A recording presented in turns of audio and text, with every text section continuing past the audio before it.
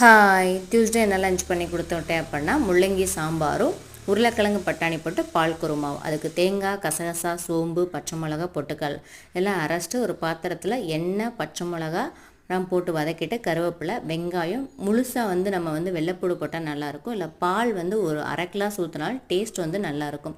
பால் kurma ready ஆயிடுச்சு, முள்ளங்கி sambar ready ஆயிடுச்சு. இங்கிட்ட ஸ்நாக்ஸ்க்கு அன்னாச்சி பழம் இருந்துச்சு, அதையும் ஸ்நாக்ஸ் கொடுத்து விட்டேன். புதினாவும் கொத்தமல்லி நிறையா இருந்தாச்சு, புதினா துவையல் பண்ணிடுவோம் அப்படின்ட்டு அதுக்கு உளுந்து, பட்டை மிளகா நல்லா வறுத்துட்டு, லெமன் சைஸ் புளியும் நல்லா வறுத்துட்டு, தேங்காய் ஒரு பாதி கொஞ்சோன்னு தேவையான அளவு போட்டு நல்லா வதக்கிட்டு, அந்த வதக்கும் போதே நம்மளுக்கு தேங்காய் எண்ணெய் ஸ்மெல் கிடைக்கும். 2 வெள்ளைப்பூடு, புதினா, கொத்தமல்லி, கருவேப்பிலை இதையும் நல்லா பாத்திரத்தில் வதக்கிட்டு, நம்ம அரைச்சதை அப்படியே வைக்காமல் அதை லைட்டாக பாத்திரத்தில் எண்ணெய் நிறையா ஊற்றி நீங்கள் வதக்கிட்டே இருந்தால் அது 2 நாள் ஆனாலும் கெடாமல் இருக்கும். அது நல்லா வதக்கிட்டே இருக்கும். அந்த வதக்க என்ன அப்படின்னா அந்த பாத்திரத்திலே அந்த ஒட்டாமல் அது வாட்டுக்கு இருக்கும். அதனால் டேஸ்ட்டாகவும் இருக்கும். எல்லாருக்கும் இனிய கார்த்திகை தீப நல்வாழ்த்துக்கள்.